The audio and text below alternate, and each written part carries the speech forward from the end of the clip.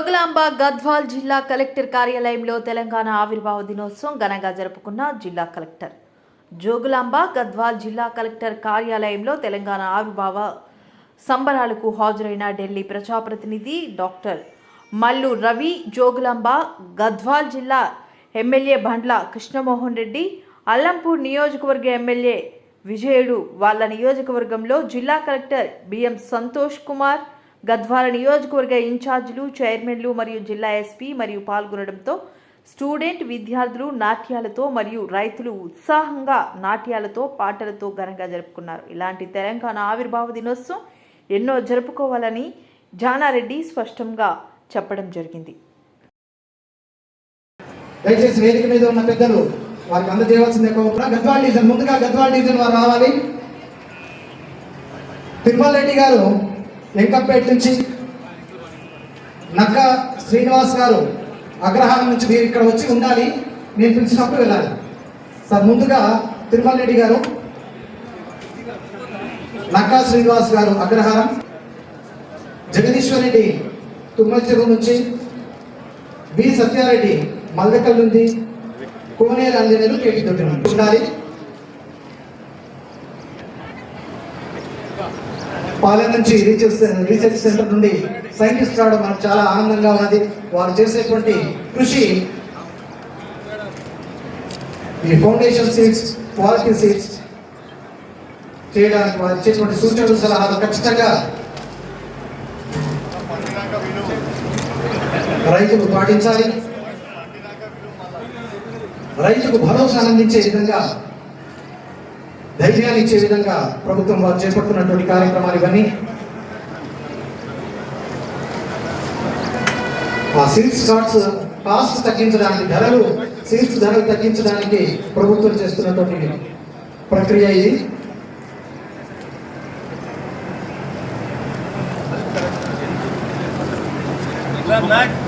విత్తన పంపిణీ కార్యక్రమం జరుగుతోంది. తర్వాత అలంపూర్ డివిజన్ వారు ఎం ఆంజనేయులు కొండే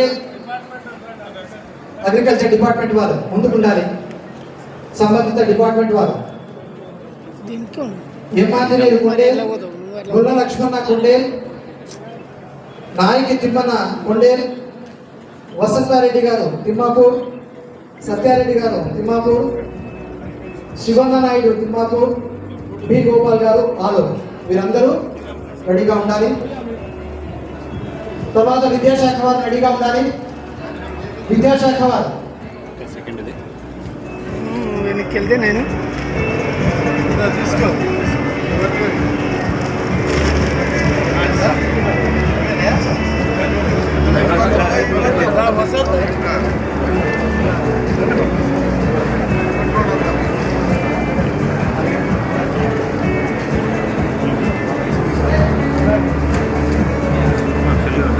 తెలంగాణ రాష్ట్ర ప్రభుత్వం సగర్భంగా అందిస్తున్నటువంటి, రైతుకు అందించేటువంటి ఆ ధైర్యాన్ని స్వయంగా తానే ఉత్పత్తి చేసి సీడ్స్ ధర తగ్గించడానికి చేస్తున్నటువంటి ప్రయత్నంలో మన శాస్త్రవేత్తలు, వ్యవసాయ శాఖ శాస్త్రవేత్తలు ముందుకు వచ్చి తమ ప్రయోగాన్ని విజయవంతం చేస్తున్నందుకు వారిని సందర్భంగా అభినందిస్తున్నాం. గద్వాల్ డివిజన్లోను, అలంపూర్ డివిజన్లోను ప్రతి విలేజ్ లో ఈ రకమైన కోట్లు 39 లక్షల రూపాయలను వారి బ్యాంకు ఖాతాలో జమ చేయడం జరిగింది. అకాల వర్షాలకు పంట నష్టమై రైతులు ఎకరాలకు 10,000 రూపాయలు పరిహారం ఇస్తున్నాం.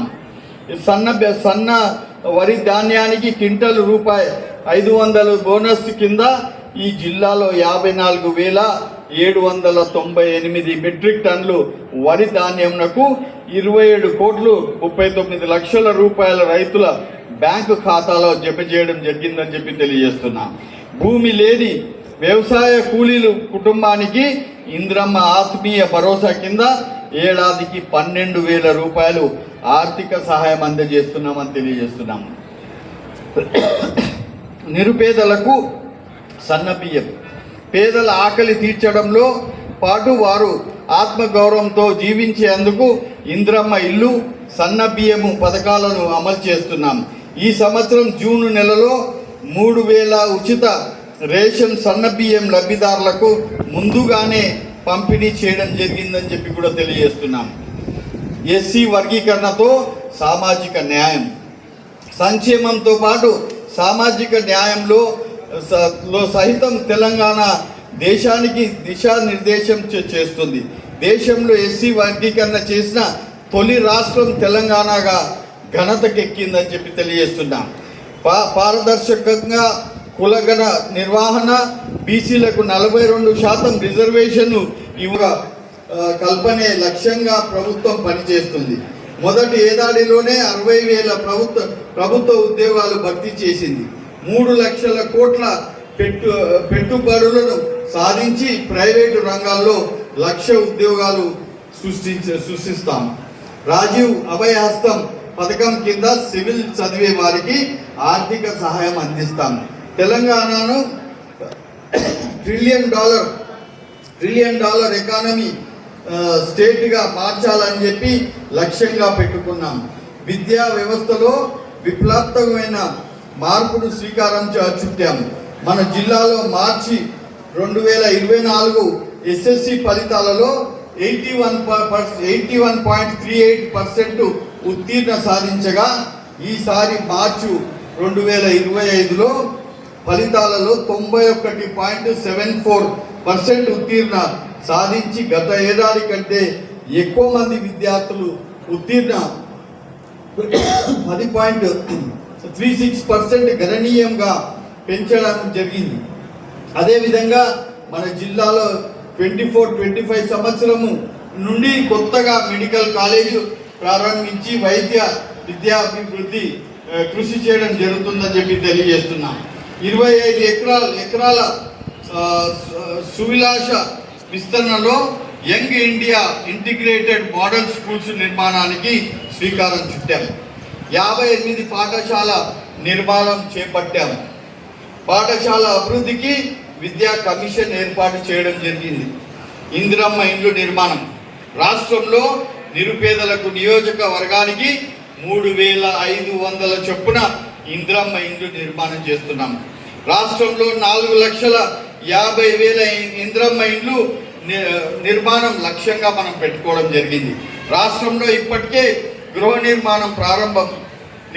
నిర్మాణం దశలో పట్టి లబ్ధిదారులకు ఖాతాలో నగదు జమ చేయడం జరుగుతుందని చెప్పి తెలియజేస్తున్నాం.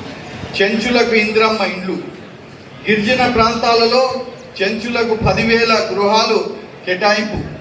గిరిజనులు భూములకు సాగునీరు, విద్యుత్ సదుపాయాలు, ఇందిరమ్మ సౌర్గిర్ జల వికాసం కార్యక్రమం ప్రారంభం. భూభారతి చట్టం 2025 సమగ్ర భూ సమస్యలు పరిష్కారం కోసం ప్రభుత్వం భూభారతి చట్టం 2025 తీసుకొని రావడం జరిగింది. ఈ చట్టం ద్వారా ప్రభుత్వం భూములను పర్యవేక్షించడంతో పాటు దీర్ఘకాలిక భూ సమస్యలను పరిష్కారం చూపనున్నది. వ్యవసాయ భూములు అమ్మడం, కొనడం సులభతరం చేస్తున్నాం. ఇట్టి చట్టం అమల్లో భాగంగా రాష్ట్ర వ్యాప్తంగా పైలట్ ప్రాథమిక 4 రెవెన్యూ మండలాల్లో 4 గ్రామాలలో రెవెన్యూ సదస్సు నిర్వహించడం జరిగింది. తదుపరి పైలట్ కింద మన జిల్లాలో ఇటిక్యాల మండలంలో రెవెన్యూ సదస్సులను నిర్వహించుకోవడం జరిగిందని చెప్పి తెలియజేస్తున్నా. జూన్ 3 నుంచి 20 వరకు రాష్ట్ర వ్యాప్తంగా ఉన్న మిగతా రెవెన్యూ గ్రామాలలో రెవెన్యూ సదస్సులను నిర్వహించి రెవెన్యూ సమస్య రహిత తెలంగాణగా తీర్చిదిద్దేందుకు ప్రణాళికలు తయారు చేసుకొని అమలు పరుస్తున్నాం. జిల్లాలో ఇప్పటి వరకు భూభారతిలో 43,670 భూ సమస్యలను పరిష్కరించడం జరిగిందని చెప్పి తెలియజేస్తున్నాం. హైదరాబాదుకు అంతర్జాతీయ హంగులు.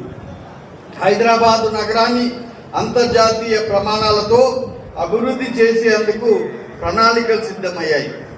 మెట్రో విస్తరణకు శ్రీకారం చుట్టారు. జిహెచ్ఎంసీలో కంటోన్మెంట్ విలీనం చేయాలని ప్రజా చిరకాల వాంఛను నెరవేర్చాము. ఫ్యూచర్ సిటీ పేరుతో 30,000 ఎకరాలలో సరికొత్త నగర నిర్మాణానికి ప్రభుత్వం నిర్ణయం తీసుకున్నది. అభివృద్ధి ప్రణాళికలో రాష్ట్రాన్ని 3 జోన్లుగా వర్గీకరించారు. ఔటర్ రింగ్ రోడ్డు లోపల నగరాన్ని core urban Telangana, outer ring road regional ring road మధ్య ప్రాంతాన్ని అర్బన్ తెలంగాణగా, రీజనల్ రింగ్ రోడ్ అవతల ప్రాంతాన్ని రూరల్ తెలంగాణగా నిర్మాణించబోతున్నాం. వరంగల్ విమానాశ్రయాన్ని సాధించామని చెప్పి తెలియజేస్తున్నాం. విశ్వవేదికపై తెలంగాణ రాష్ట్రాన్ని ప్రపంచ వేదికపై ఆవిష్కరింపజేయడంలో విజయం సాధించాం.